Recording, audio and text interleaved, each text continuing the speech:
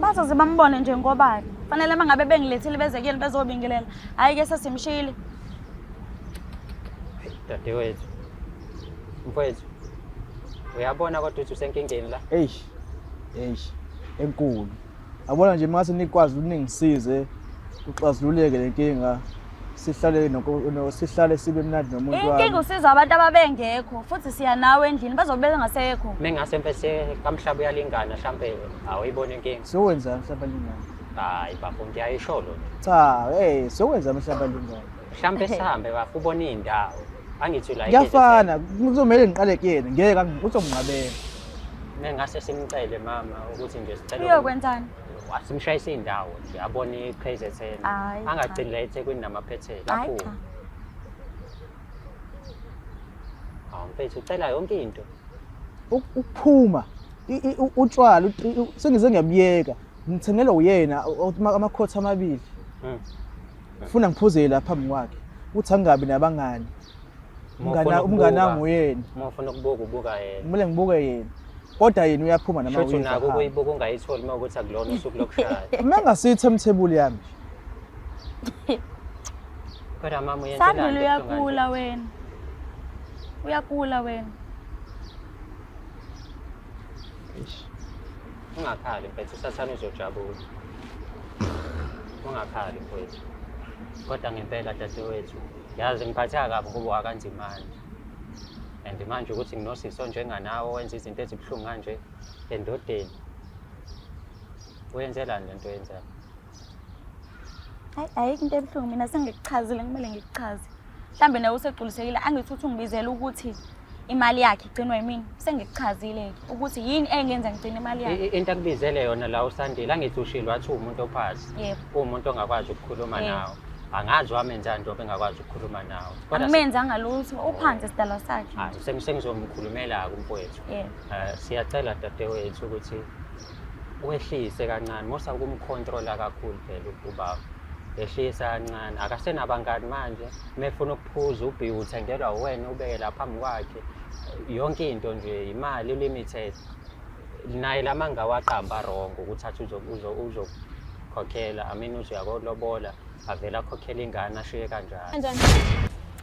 Mbukeli masikubingelele sikwamukele kuphina kuphi la ubukela khona le channel siyibiza ngokuthi Umjolo Show. Igama lami ngingudlala Matifana and I am the next big thing in KZN. Ngithula uhlelo silungisa umjolo olithola khona la ekhaya ku channel esiyibiza ngokuthi Umjolo Show. Khumbula ukuthi ke lo hlelo engilenzayo silibiza ngokuthi silungisa umjolo ulithola every Monday ngo9 ekseni kanjalo nangoLesine. Sikwenza kanjani nalokho ngokuthi on Sunday ntambama sikushaye ngama highlights ukuthi yini ongayilindela ku episode ozobuyithola Monday ngo9 ekseni. Akugcini lapho njengoba nango Thursday ngo Wednesday siyaphinda futhi ntambama sikushaye ngama highlights ukuthi yini ongayilindela ngo Thursday ekseni ngo9. So wena into ongayenza nje uma ukuthi upressile lo subscribe uzothola i-notification ezokutshela ukuthi ama highlights avela nini kanjalo ke ne-episode full episode uzoyithola nini. Akugcini ke lapho nawe siyakucela ukuthi ube ingxenye yayo le channel ngokuthi ukwazi ukusubscribe ulike uphinde futhi ushare yona le channel esiyibiza ngokuthi Umjolo Show. Asikukhumbuzise futhi ukuthi ungakwazi ukupressa lela button elapha ezantsi elibhalwe thank you. Uma wenza lokho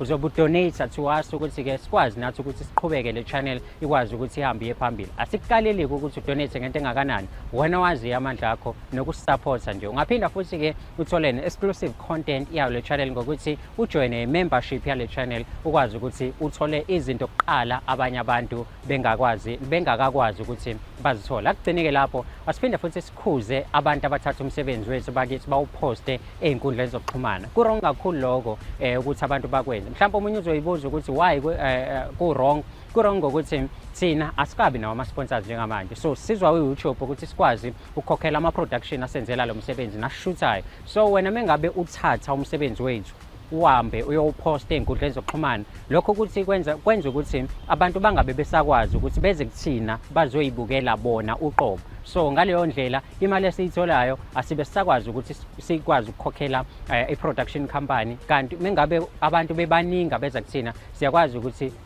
sikhokhele wonke ama-cost ayo i-channel nawa i-production. So ningayenzi leyo nto wrong kakhulu. Siyanicela bakithi udlala Matifana lo aningibonini angilwi nani ngiyalungisa. namanje ngizozama ukulungisa ninako ukuthi into yethu siyenze ngendlela, siyenze ihambe kahle, siyenze ibe right. Niyazi ngicela ngani ungakhohlwa ukusubscribe, ulike uphinde ushare yona le channel Umjolo Show. Uyabona njengamanje siku 60k subscribers okusho ukuthi sikhula nawe, bo ukhona siqala, usasekhona namanje. Asikhuleni sonke size sifike to 1 million subscribers sindawonye khona sizokwazi ngempela ukuthi silungise imjolo yobani nabo bani njengoba wazi ukuthi ke indlu lekhaya la senze izinto eziningi ezahlukahlukene. Siyabonga kakhulu.